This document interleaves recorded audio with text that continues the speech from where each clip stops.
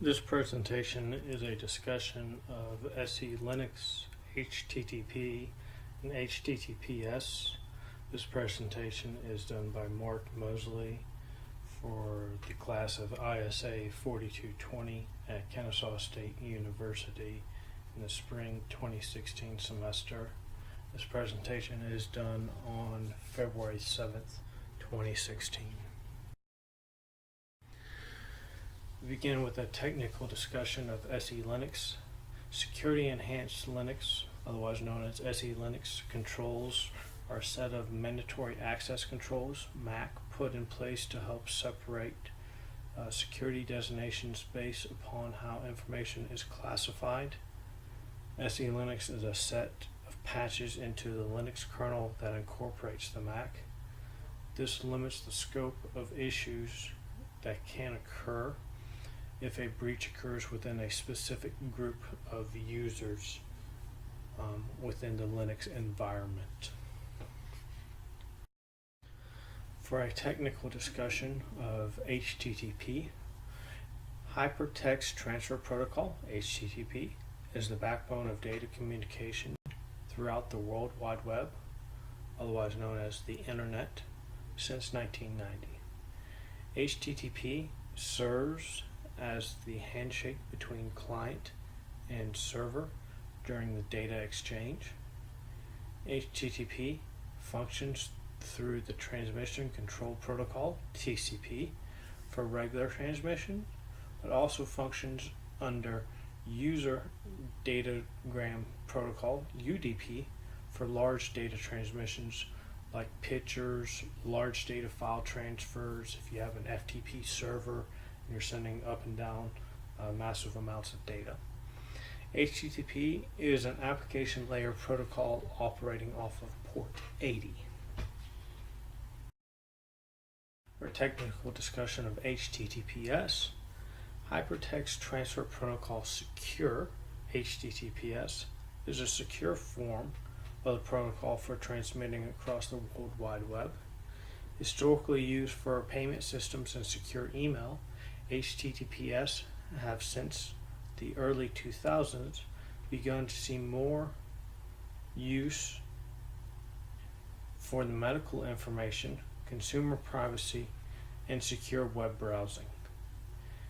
A HTTP communication is encrypted with the Transport Layer Security, TLS.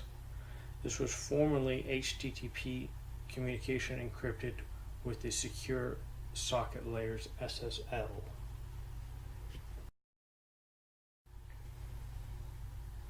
Technical discussion of the HTTPS continued. HTTPS helps secure the network against eavesdropping, man-in-the-middle attacks, and tampering with a network. HTTPS URLs differ from HTTP URLs by beginning with HTTPS and use port 443 by default instead of the standard port 80. The certificates are the security authority for HTTPS, and you have two different types of certificates. You have trusted root certificates, and you also have peer-to-peer certificates. Best practices for SELinux is to maintain strict control of user and user groups. This allows administrators to quarantine users and groups by providing the minimum security access to files, programs, and networks. Allows for stronger protection of assets due to less people having access. And you also want to follow the least privilege principle, where you only allow users privilege to the folders and files they need to do their job. Prevents them from accessing, viewing, and modifying other files on the server purposely or accidentally. Also prevents accidental or intentional sabotage of the server. Best practices for HTTP is follow the KISS policy when creating a Universal Resource Identifier, URI, otherwise known as a web address. Long and complicated web address make it hard for you to type in, and if it's hard for you, the business, to type it in, How will the customer be able to find your website? You also want to keep it all lowercase. If the customer is having to write down your website like it's a password because they can't remember which part of the website is uppercase and lowercase, it means they're going to have to put this somewhere where they keep the passwords. And how many of us have a drawer full where you have to pull out the sticky pad and find where we kept that last password? Yeah, everybody does, even though it's against security practices. But it happens. Are customers really going to want to do that to come visit your business website? No. So, if the website address, and over 99% of all business website addresses are all lowercase, why shouldn't your business website address be all lowercase like everyone else's? And if the customers, and you don't follow this rule, and customers have to remember which is uppercase and lowercase, they don't remember your website address, they're never going to come back to your website, and you're never going to have that customer again. Also, you never ever want to change your website address, because once you have customers coming to your website and you change it, how would they find you again? And all the other websites that refer to your website, that automatic link will be broken. So you're going to lose a lot of business, search engine rankings, page references. A lot of things are going to get broken. And it's going to take some time to reset, and possibly quite a bit of money too. Best practices with HTTPS. Use a certificate that is a trusted root certificate. This prevents warning messages from displaying to customers, confusing them as to whether your site is secure or not. This happens if you use a peer-to-peer certificate. Peer-to-peer certificates are secure, but with some internet browsers, they still display a warning message to the user saying this site may not be fully secure, versus if you use a trusted root certificate, this will never happen. So either set up your server to be a trusted root certificate authority, or pay the little bit of extra money and get a trusted root certificate, and you'll never have this problem. Don't over-secure your website. If every time a customer clicks on a new page, or go to page 2 of 5 of the search, or if we're going from men's clothing to women's clothing, and they have to re-enter their user credentials and their security credentials, how long are they going to stay with your company doing business? Your website is too secure. Now, too secure can be a bad thing, because if they're doing more time entering their security credentials than shopping on your website, yeah, they're not going to stay with your website either. They're going to find someone else. Best practices: use secure protocol. TLS 1.1 or 1.2. These are the latest and greatest. So if you're not using this level, using something else, it's time to upgrade. Deploy HTTP Strict Transport Security, otherwise known as HSTS. This is a security backup for the TLS certificates. It is recommended to use this with HTTPS to protect users from man-in-the-middle attacks, especially SSL stripping. Man-in-the-middle attacks are when someone gets inside of your network, and as the traffic is passed along your network, they see it, they grab it, they read it, and then they redirect it, often with their information in it. So even though it's encrypted, with SSL stripping, they're able to take out the certificate. And if it's credit card payment information, well, now they have the credit card information of the customer.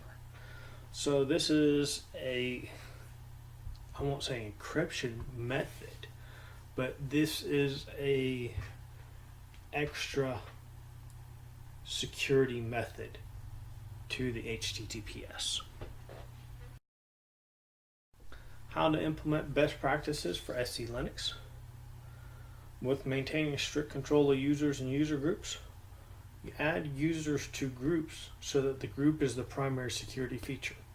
You don't want to maintain 100 different users as your primary security feature.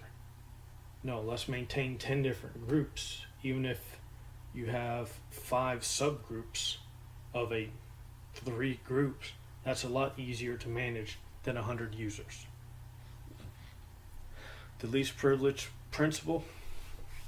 We're secure on all programs has to only use the minimum amount of privileges to run. And there's the instructions on how to do that.